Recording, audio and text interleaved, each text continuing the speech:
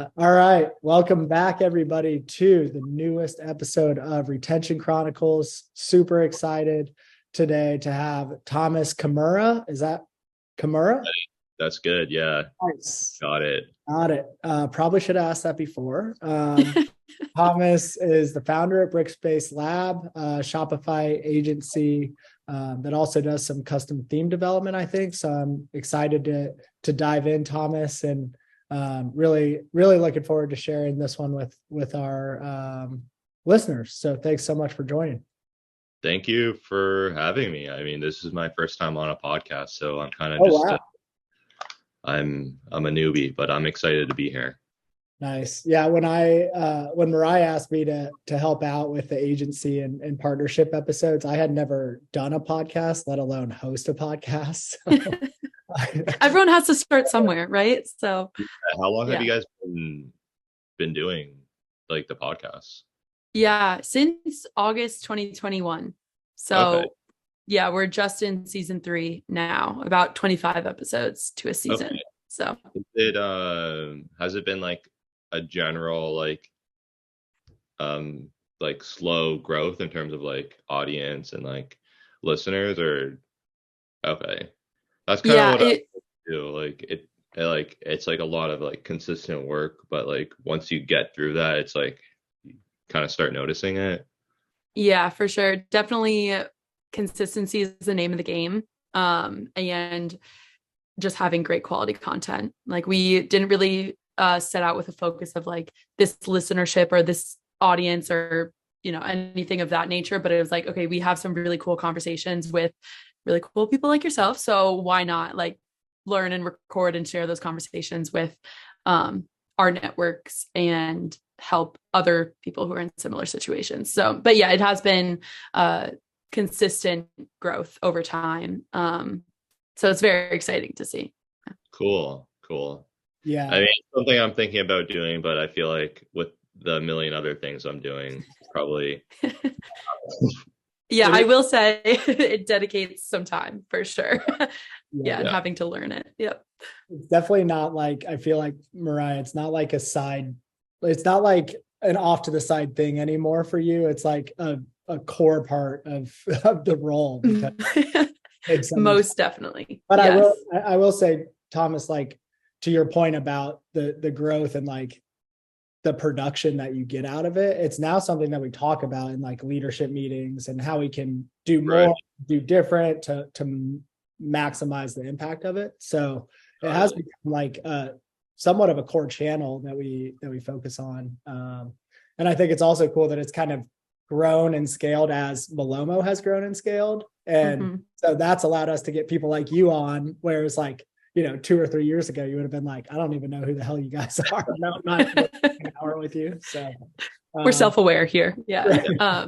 Yeah. It's also great to see now we're getting some people requesting like inbound coming to us and be like, oh, hey, like fan of the podcast or saw it on, this platform or whatever. And asking what our guest lineup is like. So it's very rewarding in that sense as well to see that coupled with the growth. Yeah, that's awesome. Yeah. Well, I'm happy to be here. Yeah. Awesome. And thank you for asking. Yeah. I don't think we've gotten to chat about that specifically on here. So yeah. Okay. So before we dive in and talk shop, we always like to ask our guests 1 or 2 things that you're excited about in your personal life. And before you even get into that, I don't know if I've asked you where you're dialing in from. So I'd love to know. I'm calling it from Aurelia. So you're familiar with Toronto or Canada? We're just like an hour north. Nice. Okay. So I grew up in Toronto like my whole life and moved up here like 2 years ago. More affordable. We're working remote, so really no reason to be trapped in the city traffic all the time. Was that a COVID move? Yeah. Right in the height of COVID. My father's actually from Toronto, and so and my mother is from Nova Scotia, so I'm a dual citizen to Canada. Fun little fact. Yeah, frequent Toronto a lot. All my extended family is still in Canada, so get to go a lot. Yeah. I love Toronto. I go there like all the time, but Just but for living is different. everyday living. It's nice to be outside of traffic and the rush hour, and get closer to the lakes and nature, that kind of stuff. Absolutely. Yeah. I was in Toronto for Shop Talks event in, what was that, late or like I think it was October. Maybe late October. Yeah. But Sounds right. I always love visiting that city. It is so awesome. However, have no desire to come there anytime in the next couple months, because the first time I went, it was like early February and brutally cold. Yeah. I mean, it's definitely more of a summer place to visit, unless you're like into skiing or snowboarding. Right. But at that point, if you're doing that, why would you go to Toronto? Yeah. Yes. Cool, man. Yeah, well, the Toronto's are really nice. Yeah, absolutely. Well, I'll certainly keep you posted on our next trip up. Okay. One or two things you're excited about right now, personally. Personally, we just got a dog, so that's really cool. Yeah, I love her. What dog is it? Her name's Piper. She's a Chihuahua Terrier. We adopted her just in the summer, so it's been like maybe like a few months, and she's just over a year old, and she's kind of the perfect dog for us. She's very quiet, loves to hang out, and it's a nice companion. Amazing. That's awesome. Is that I would imagine that's taken up some time. That's an adjustment if you haven't had a dog for a while. Yeah, and no. I mean, like, it's a good adjustment because like I'm really bad at like sticking to any kind of like schedule or like routine, and like having something to like take care of is like a good reminder, like, oh, like have to feed the dog, but I should make myself breakfast too. I have to also feed myself. Yeah. And we can go on a walk, and I could use a walk too. So nice. Love that. That's very cool. I don't have a dog. I don't have any pets right now. Mariah, do you? No, and I desperately want like so many, but I just know that I cannot have a pet right now, that added responsibility. So in an opposite way to you, Thomas, I'm like, okay, I feel like there's too many things on my plate to add a pet on there. But definitely will be getting a pet in the future. I grew up with a cat and a dog, and so always had pets. Yeah.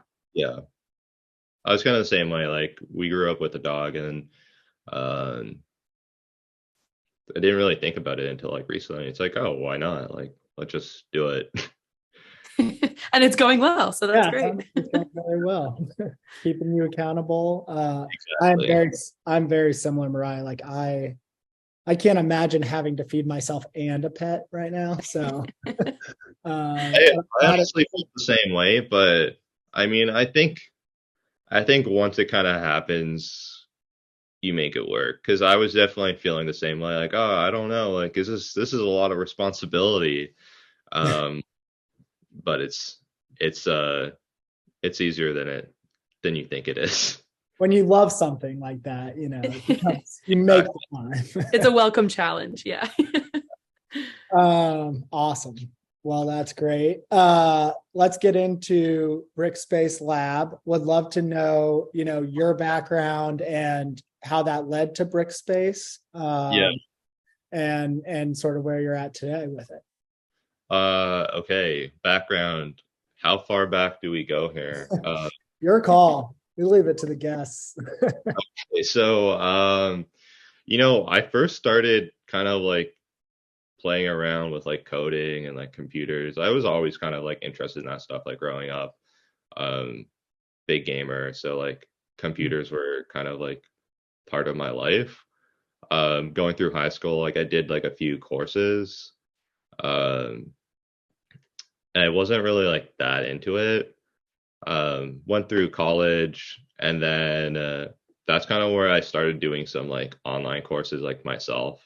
So I was in college, just for like a Bachelor of Commerce, and at the same time I was kind of like teaching myself to code, and that's where I was like, okay, like I was kind of getting very much into it, and that was good because I mean at the time I was kind of a obsessive personality, so I would spend like all my time like Yeah. or like watching YouTube videos and like taking courses.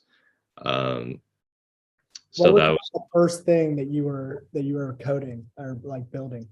yeah. So this is way back in like the height of Tumblr. Mm.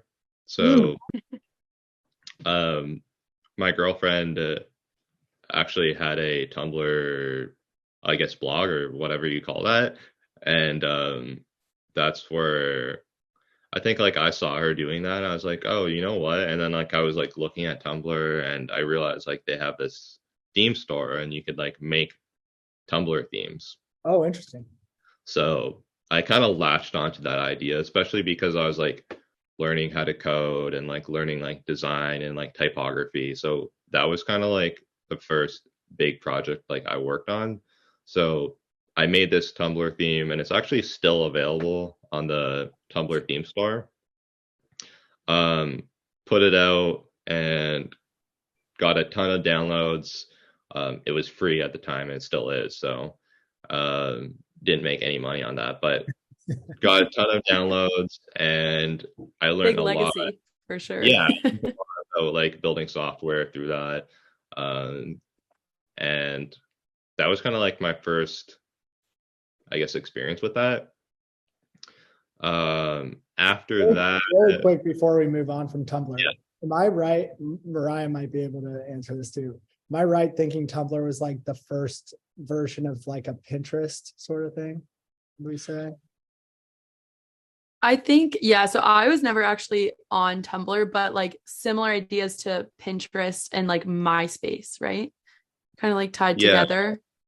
yeah.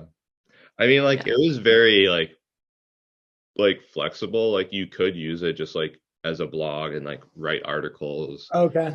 Very much like I would say like MySpace, Pinterest, and Twitter. Like people would just kind of like write like one or two line things, like share an image, like um but the difference was that it was like you had like your own theme, so it wasn't like a Twitter profile where it looks like Twitter. It's like it looks like your website or like a MySpace.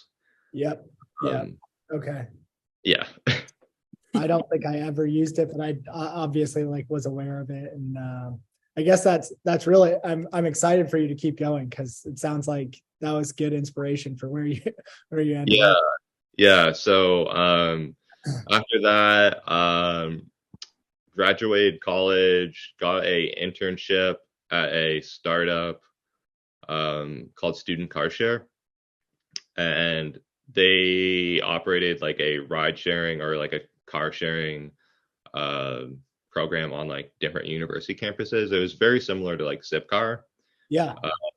So I worked with them for maybe like a year or two, um, and I did like kind of everything there. I was doing like Facebook ads and marketing. I would go to events and um, social media, like influencers. Like I worked on their website and their app, um, kind of everything, which was really nice because like it's was kind of great to have that experience where like you're in like a business and you're seeing like all the layers to it and how it all kind of goes together.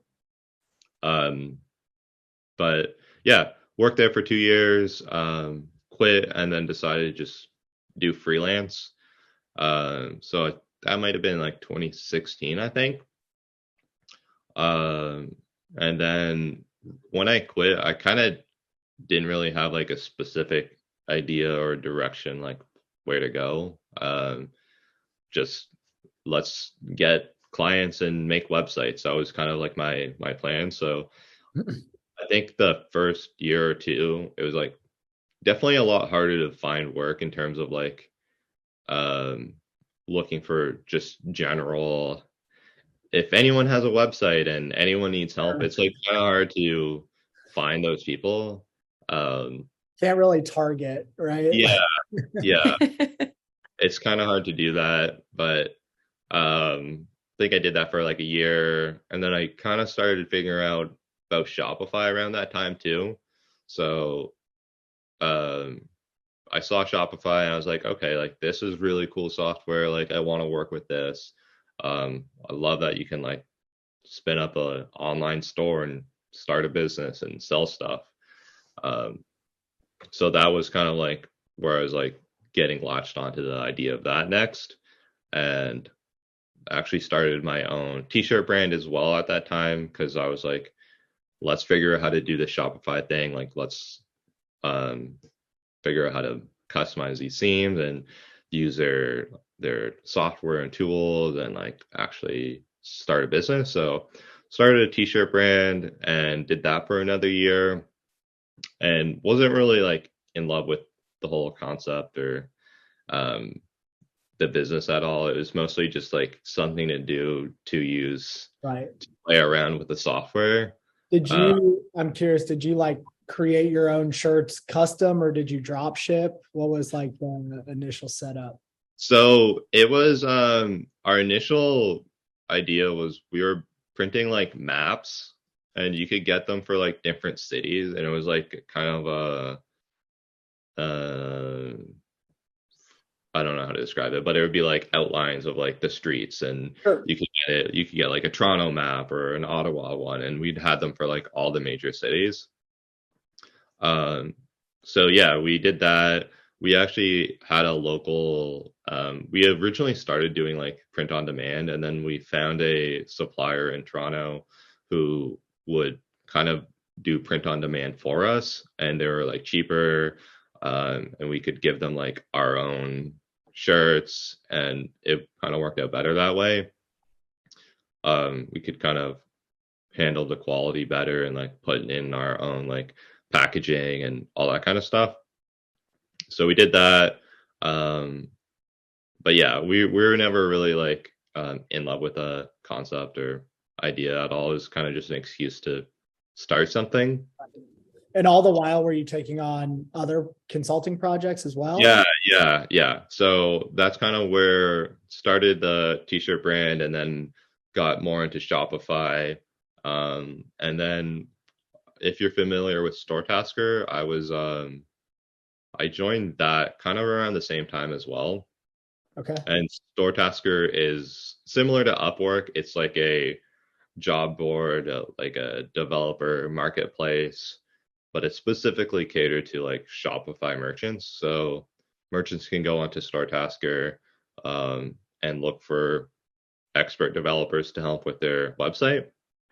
So I was on StoreTasker back then too. So that's kind of where I started getting projects for Shopify work. And then, one thing leads to another. You do one project, they refer you to someone else, and here we are. I'm on the podcast now. The rest is history. Real quick, Thomas, do you know, I think I'm right in saying this, but I believe Tim Masick works at Store. Okay. Noah, 1-800-DTC. So yes. Tim at 1-800-DTC also is at StoreTasker. So I know the name and briefly familiar. So you worked with him a bit there, or just know the name? I think Tim joined StoreTasker like within the last year. So not the same time. Yeah, not the same time, but I've talked to him a few times, but when I first started on StoreTasker, he wasn't part of that ecosystem. Got it. Gotcha. Small world. He was also on Retention Chronicles a while back. One of our first guests, I think. So. I was just emailing with him this morning, so that's awesome. So today, are you still on there, or have you sort of separated from StoreTasker? I am still on StoreTasker, but where like our agency business, like we get a lot of like just business through like word of mouth. So we're at the point now where like, at least at like the current state, we don't really like need a lot of new business just because like we're a small team. So I can't just go onto StoreTasker and pick up 10 new jobs because who's going to do all that work? So right Yeah. now we're kind of like at capacity, especially because like our priority now is working with the clients we already have. So um, yeah, we're on StoreTasker, but I don't really pick up any work on there unless we're in like a dry spell or something. Right, right. So I want to ask about like how you sort of stick out, but first I'm curious, one, would you, for like an up and coming consultant in the Shopify ecosystem, would you recommend that would be a good place to start? And two, Yeah. I'm also curious like what the business model is. Do they take like a rev share percentage or what does that look like? Yeah.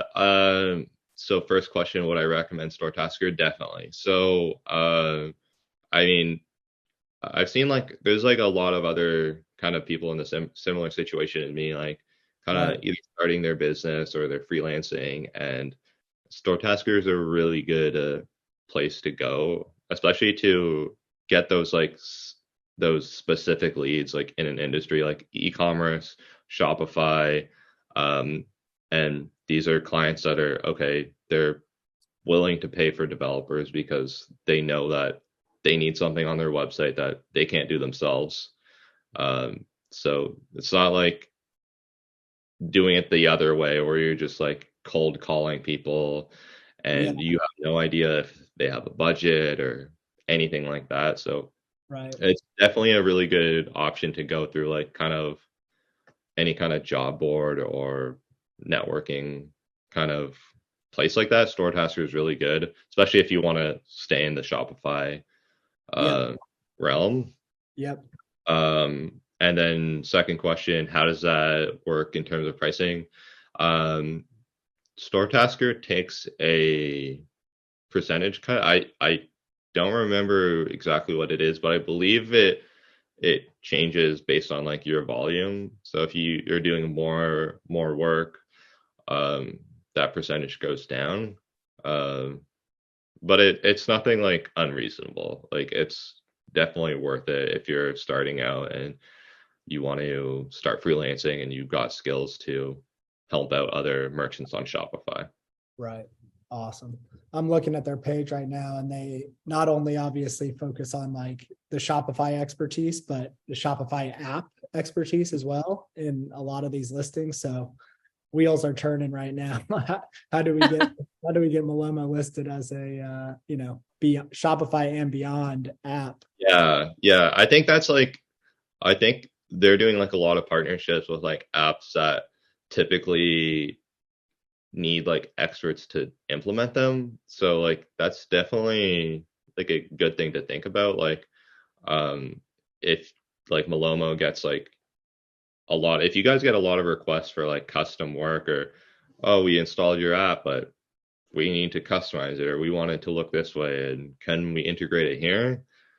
Definitely get in touch with StoreTasker because um I know they're doing that with a lot of other apps where there are like frequent customizations. So Nice. definitely keep in mind. Awesome. Awesome. Yeah, we'll have to reach out and see what we can do. Okay, so that's a great segue. So there's looks like probably thousands of individual consultants on StoreTasker, and there's probably, or maybe not thousands, but a decent amount. Yeah, maybe under 1,000. Maybe I couldn't tell you, but there's a lot. Yeah, and that's just one channel, but then you have the other like tens of thousands of individual Shopify consultants and agencies, and new ones entering the space every day. So what would you say makes Brickspace sort of stick out from the pack? What makes you guys unique? Um, I've been asked this question before, and like I I guess it's something that um I can't really answer because, well, first of all, I don't think there's anything that sets us apart. Like if you think about like a business in like a completely different category, like an electrician, for example, like what sets them apart? Nothing. Nothing. Like there's other electricians doing the same work. there's other Shopify developers doing the exact same thing as me. I would say what sets me apart, maybe we do good work, but other people do good work too. We're a small team, but I mean, there's others that are small. Yeah. Well, I could, first of all, I love that answer because it's refreshing. Yeah. And But I guess to add to that, I mean, I know like a lot of people like in like the startup, like, or like tech world, they're always like, oh, what's your differentiator? And like, how are you different? Like, I mean, I don't think things have to always be different. Like, there's room in the world for two providers or hundreds of providers of the same service. And maybe we just have a close relationship with our clients and that's it, you know? Yeah. Well, I think I can say this with confidence. I won't mention any brands specifically by name, but I know some of our joint customers are, logo accounts, so to speak, in the Shopify ecosystem. So you're clearly doing something right to not just get those in the door, but I think you also have, retainer-like engagements with them. Is that correct? Yeah, definitely. Definitely correct. And I mean, yeah, sometimes I do get a little bit of an ego boost when I go on other apps and I see like our clients' logos, like, and I'm like, oh, we worked with them. Yeah. And I don't know if that's maybe we just got lucky and I've been in Shopify space for a while, or maybe it's that and we do really good work. But yeah. Yeah, that's awesome. And then what kind of, just for the listener's sake, like what kind of services do you offer? What's a typical engagement look like? Yeah, so we're kind of, now that we have our Shopify theme out, we're trying to make a shift towards I guess packaging our services up in like more predefined, I guess, scopes. Okay. So one thing we're doing now that I'm really trying to promote more of is just audits. So that's like where we take like, we'll look at your Shopify website and we'll basically tear it apart and list out recommendations for things you can change, things you can test, and things that might be broken. And then we'll give you like a side-by-side mock-up of here's your website, here's our recommendations. So that's one that we're kind of recommending for like maybe those bigger brands that have like more traffic and they have a higher, like they're getting traffic to their store where they can actually A/B test things. And they don't know like which direction. They know they want to change things on their website, but they don't know what or where to start. So that's definitely the first thing we're kind of recommending. After that, we're doing like retainers. So that's retainers are kind of like support, ongoing kind of anything. So it could be something like installing an app or customizing the Malomo tracking pages, and maybe adding new collections and integrating with new features. So support or retainers are kind of set hours and we can kind of do whatever we need to do for our client. And then we're also looking to do just theme setups now. So for customers who are installing our Shopify theme, if they want our I guess our help to design it and actually install it and set it up with kind of our expert input, then that's something else we're doing. And then I would say customizations would probably be final service. So that would be either if someone's installing our theme or another theme and they want to add XYZ feature that isn't already available, or they want to change things a bit, then that's also something we can do. Got it. Okay. I have a quick question. So Malomo has like our Shopify theme. But what does it look like on the like consultancy side, or like the agency side for your like Shopify theme? I'm not like just like technically speaking. Is it like something that they're enabling on their site, or like what is that? Um, I'm not sure I understand. So Yeah. So I think the question is like we have like a theme app, just like a lot of other, like third-party Shopify apps can be easily plugged into any Shopify theme. How Right. does what you're describing relate to like an app versus like a Shopify theme in and of itself? Oh, Yeah. Thank you, Noah. I got you. okay. So how does our theme relate to an app? Or like like how would they like work together? You like complement each Come other. together. Yeah. Right. Yeah. Right. Yeah. So I mean, I guess out of the box, Shopify themes definitely come with a lot of functionality, but they don't come with everything. And I mean, they shouldn't, because there's millions of people on Shopify. If you're adding every single feature to a Shopify theme, it's just going to be way too much, way too bloated, and it's not really going to be good at any of those things. So themes are kind of built to be flexible in a way that they can be customized. Um, and they're kind of built in a way that they can serve a lot of people. And part of that is being able to implement other apps. Right. So that's definitely where, like, okay, if you want to have a tracking page, um, you can't just use the default theme. You got to go with an app, and you can install an app and integrate it into the theme, and then boom, boom, no coding needed. It's just all done. Yep. So okay, that was really helpful. I'm curious, and maybe this is a really stupid question. Can you like pre-package third-party apps into a custom theme? Like, for example, the theme that you created for Brickspace that you're now selling, and then offering services on, could you theoretically integrate like a rebuy for product recs or a Malomo for tracking, like pre-packaged within that theme, or can you only do what's like native out of the box with Shopify? That wouldn't, I mean, technically that could be possible, but there's no way that would, I guess, get into the Shopify theme store, just because that would kind of be against their terms of, or whatever, their agreement for the Shopify team.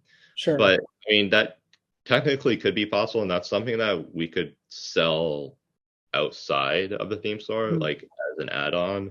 I don't know what that would look like, but it's definitely possible, whether as like a one-off service, or even like like buy this customization, and then like you get emailed like a code snippet, you can just paste it in. Yeah. There's probably a few different ways you could do it. I know there's even like some apps where you can install an app, and then that app adds extra sections to your theme. I think it's interesting. I gotta find the name of this one, because this is interesting. I don't think we've ever had anybody on who's talked about like creating a custom theme and then also providing services on it as well. Yeah, so it's a unique perspective. The thing is, like, I guess for us, like our primary, like, we're making most of our money through our agency right now, so we kind of need to keep doing that. Right. And at the current, I guess, scale of our theme sales, it makes a lot more sense for us to like upsell those customers for like customizations and other services, just versus like we're not getting thousands of installs and we can just do the installs, which that would be nice too, but I don't think we're at that point yet. Yeah, makes sense. So what I'm curious to hear a little bit more about like the theme that you created specifically. Who is it best for? What's unique about it? This is clearly an area where Mariah and I are not as up to snuff as some of the other areas. So really curious about that. Yeah. Okay. So we designed the paper theme, and that it was probably like a 9 month project.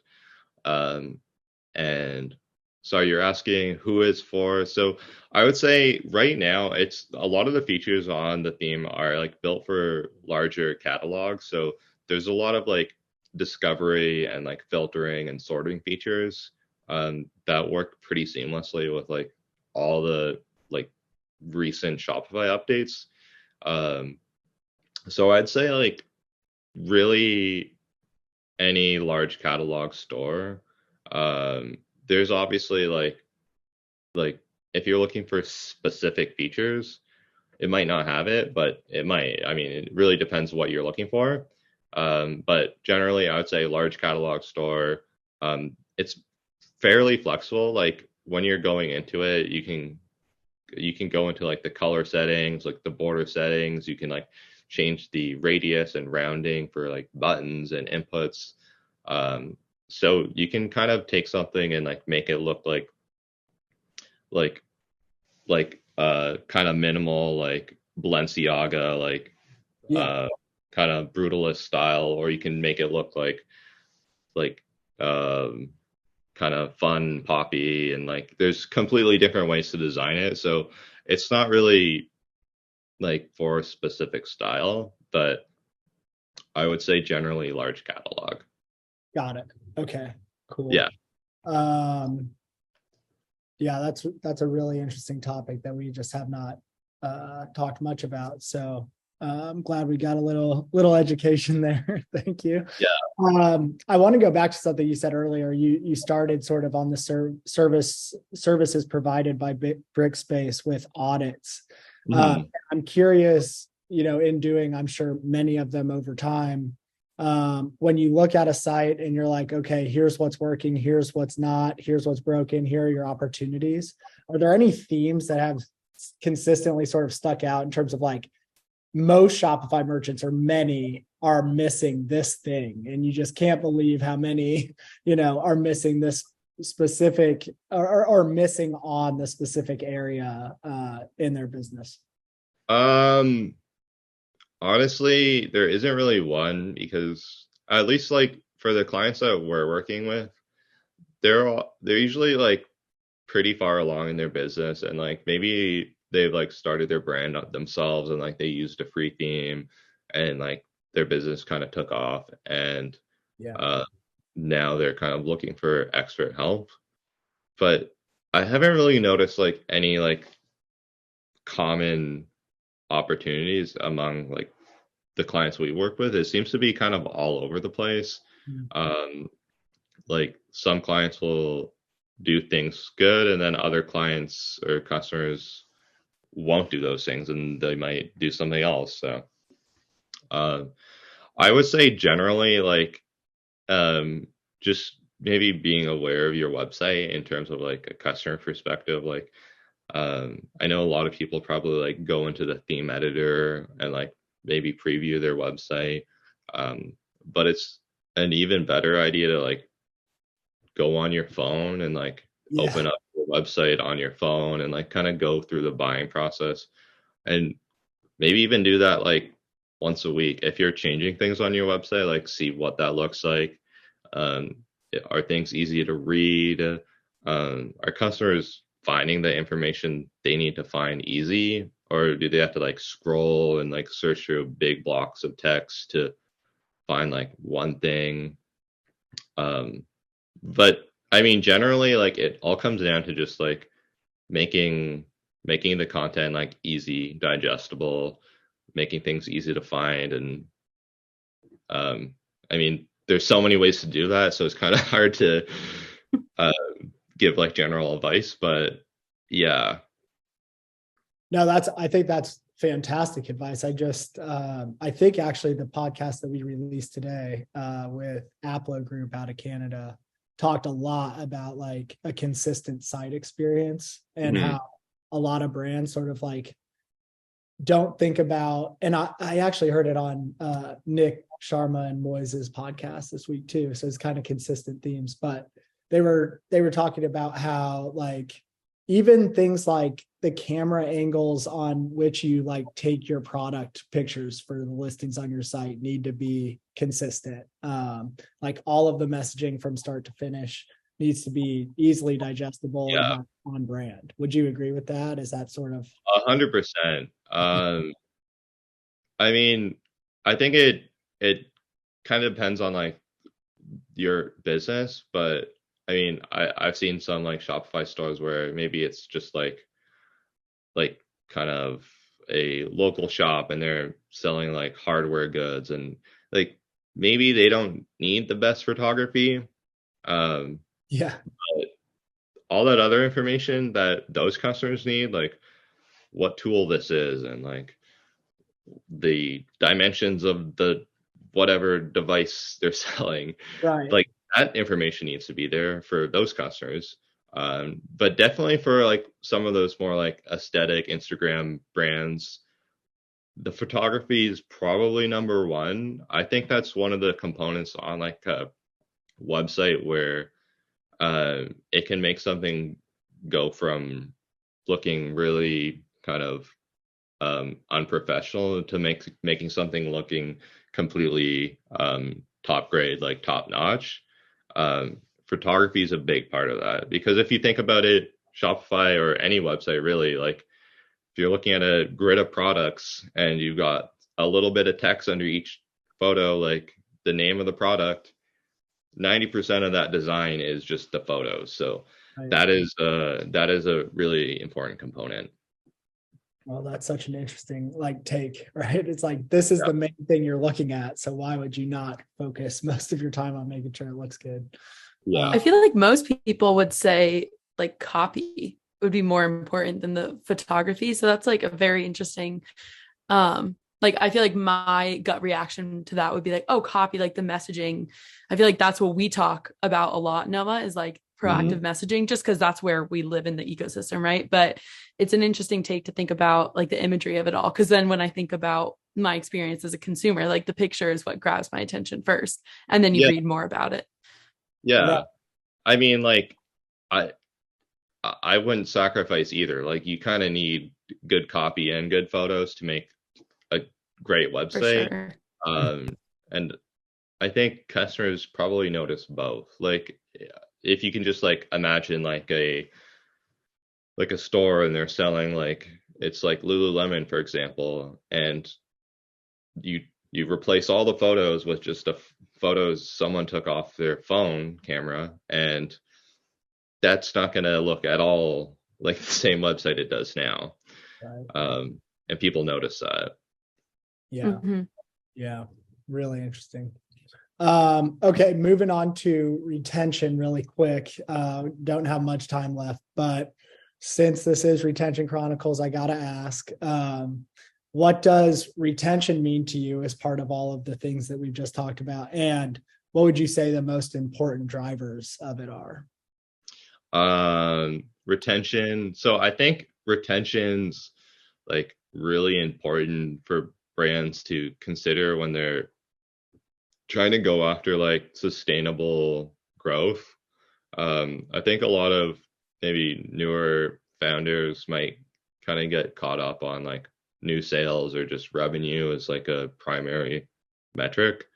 But retention's like really important because it costs a lot of money to find new customers. And if you always have to find new customers, you're always going to be like digging a hole when you could just be building like a community, building a customer base, and keeping that customer base alive. Like some businesses run off of a handful of customers, and like maybe that's all you need.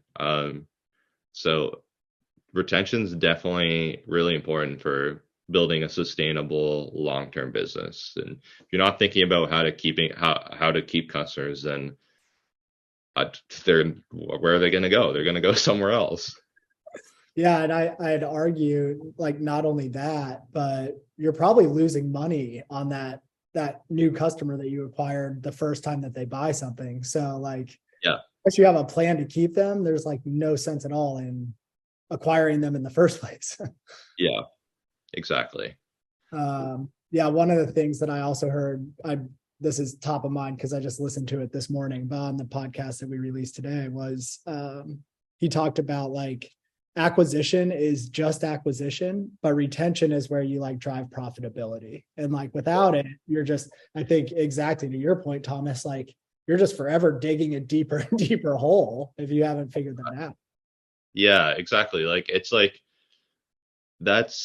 you're getting new customers, but how do you keep them happy? How do you keep them coming back? How do you make your product, your business part of their like ongoing life? Like if this is a product they need and they want it again, then you got to be there for them. Are there any specific areas that you've noticed in the work that you've done with brands where brands are consistently like neglecting in terms of retention, or are there any opportunities that you think a lot of brands could implement? I think generally, it's something that brands probably want to take like kind of a holistic approach, because I think retention's it's not like a one solution thing. Like there's kind of a lot of things that go into it. Like it's the customer support, it's the product quality, it's like the shipping and tracking and keeping customers in the loop. Like let me think.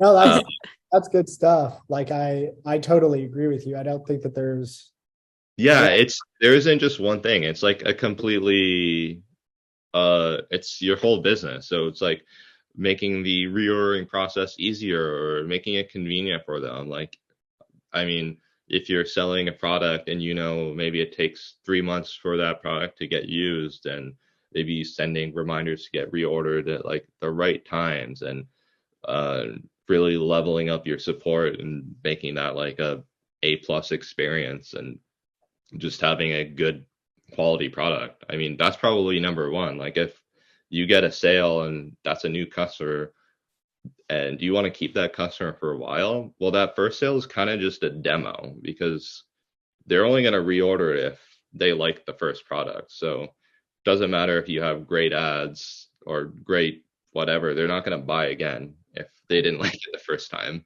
Right.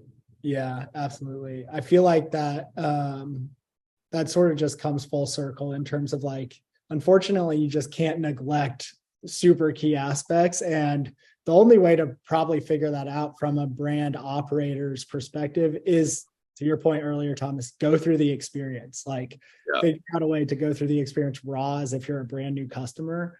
And even, especially if you're like a subscription brand, like figure out what the experience is like if you were to buy again or subscribe, and look for ways to optimize. Would you agree with that?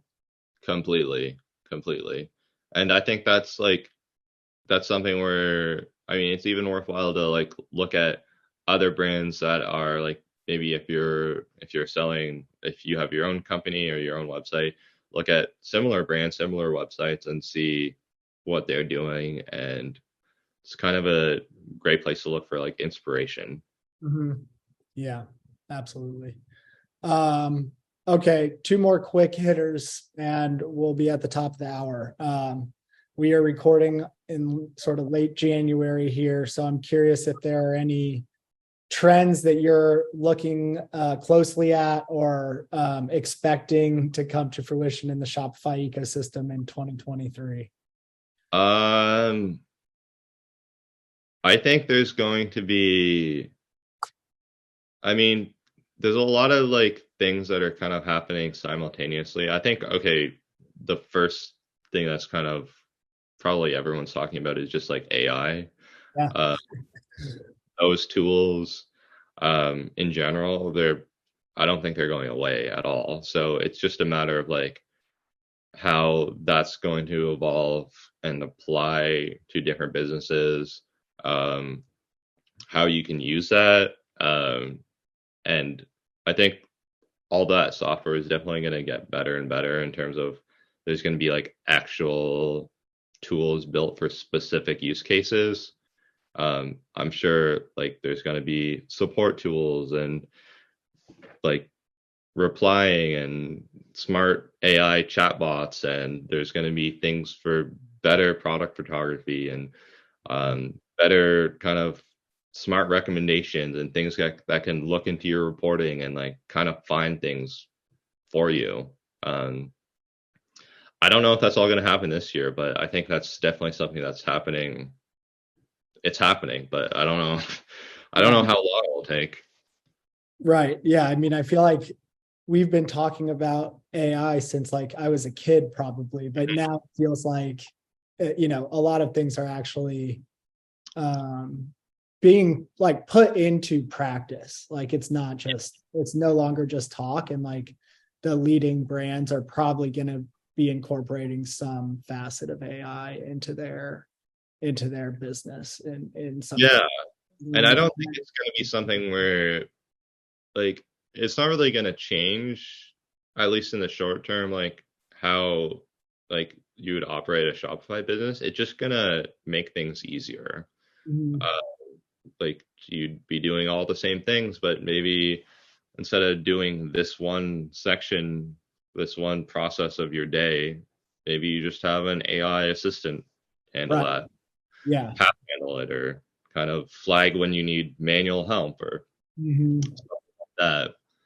Yeah, I would say though that up level and efficiency is a differentiator, because if you're the only brand in your space doing it, like you'll eventually start to pull away because you have more time to focus on your business rather than, it. So yeah, exactly.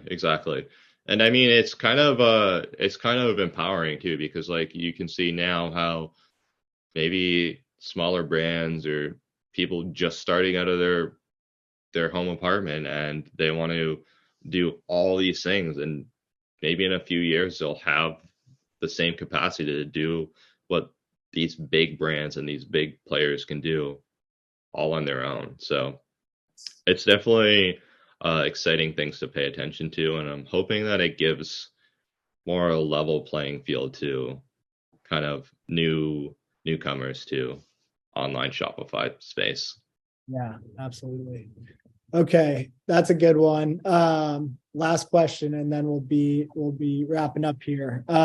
You've had an awesome career so far, sort of since the start on the Tumblr days to working with some of the premier brands in the Shopify space. So we always like to ask, what's like one tip or a piece of advice that sort of helped you throughout your career that you would share with others?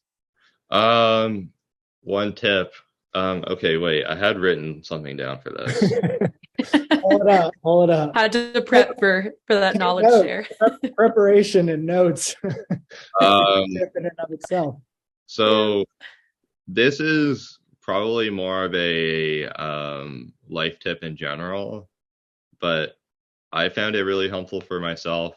I mean, I've kind of gone through burnout in like recent years, and I think probably a lot of other entrepreneurs go through similar things.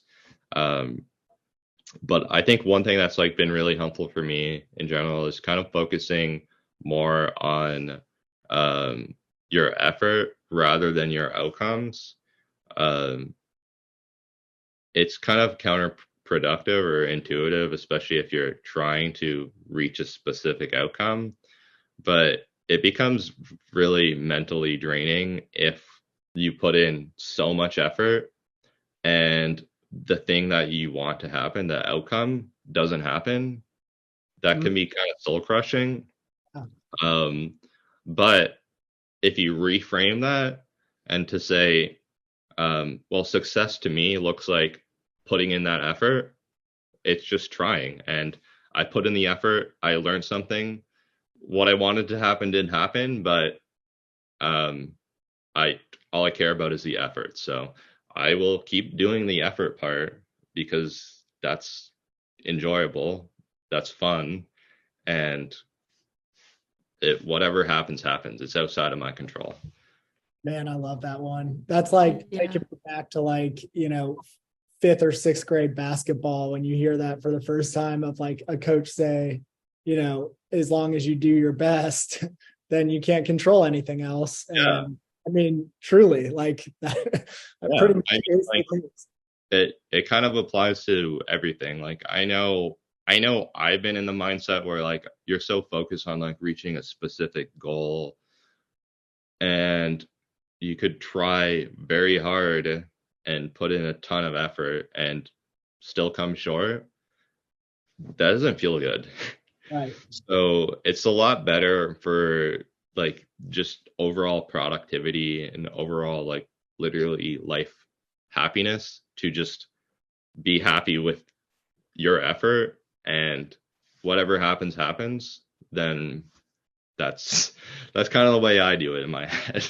Yeah. I think regardless of like, whether you get to that outcome that you're searching for or not, you are still learning and growing. Yeah. In all that effort. So like you're still bettering yourself and bettering whatever it is you're working on, even if you fall a little bit short. Yeah, exactly. If you take on like the mindset of a student where everything is just a learning experience and I'm not out here to achieve that goal, I'm just out here to learn, then everything is part of that student experience, and we're just students in life learning things. Yes. Trust the process, right? Yeah. Anything on? I was just going to add, it's way more sustainable to feed your energy into those kinds of efforts than to be critical on yourself for objectives or outcomes that you did or didn't hit. So, yeah, completely agree. Yeah. And I think sometimes this can even become a bit like, I know some people like freeze up when like they think about outcomes and like all the different ways it can happen, and like maybe they're like contemplating like the bad things that can happen, like should I do this, should I try this, should I start a Shopify brand? Like just try, like you're gonna learn something, so what's might as well, right? Yeah, you're gonna learn something. That's a good thing. So I don't know. Yeah, that's great advice, man. Well, thank you so much for joining us. We really appreciate it. Very unique perspective, sort of like nothing we've ever had on before. So really appreciate it. And looking forward to hopefully working more closely together this year in 2023. For sure. We'll definitely stay in touch.